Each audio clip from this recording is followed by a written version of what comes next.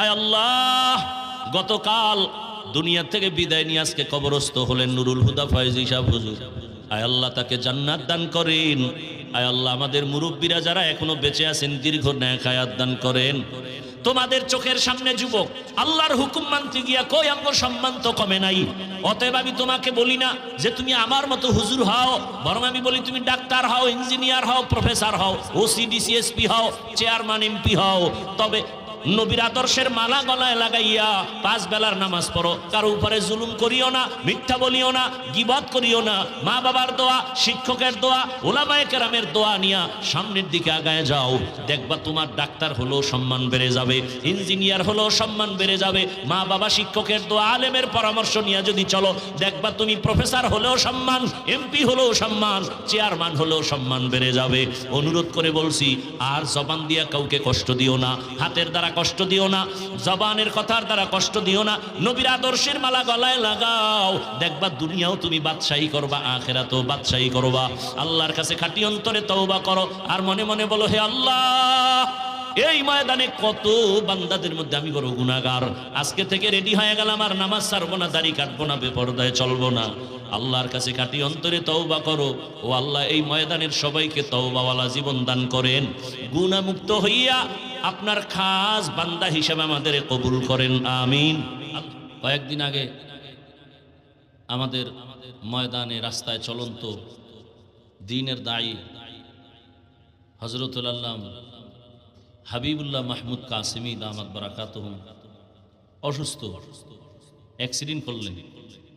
কওমি মাদ্রাসার স্বনামধন্য মোহতামিম প্রিন্সিপাল পীরে কামেল হযরতুল আল্লাম নুরুল হুদা ফয়েজী রহমাতুল্লাহ আলাইহি দামা ফুয়ুজুহুম নব্বরাল্লাহু মারকাদাহু ওয়া জাআলাল জান্নাতা মাসওয়াহু। আল্লাহ তার কবরকে জান্নাতের টুকরায় পরিণত করে দেন। সাবাল কমারা বিহুসবান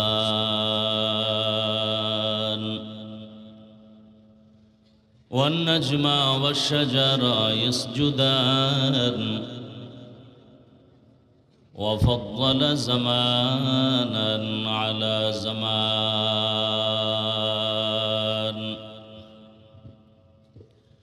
كما فضل مكانا على مكان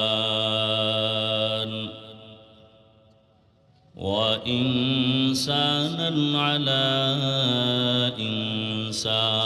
إنسان ونشهد أن لا إله إلا الله وحده لا شريك له لا ضد له ولا ند له ولا مثل له ونشهد أن سيدنا وسندنا وحبيب ربنا وطبيبنا وطبيب قلوبنا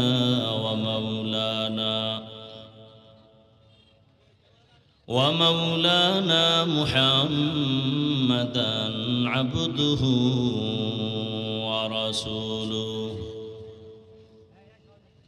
اللهم صل على محمد النبي الأمي وعلى آله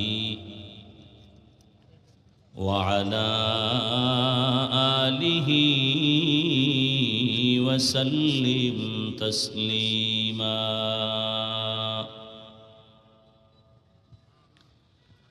وبعد فأعوذ بالله من الشيطان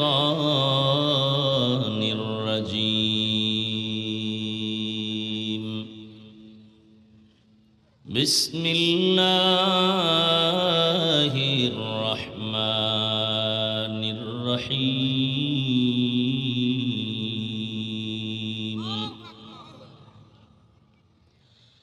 وما خلقت الجن والإنس إلا ليعبدون وقال النبي صلى الله عليه وآله وسلم لا طاعة لمخلوق في معصية الخالق صدق الله مولانا العظيم وصدق رسوله النبي الأمي الكريم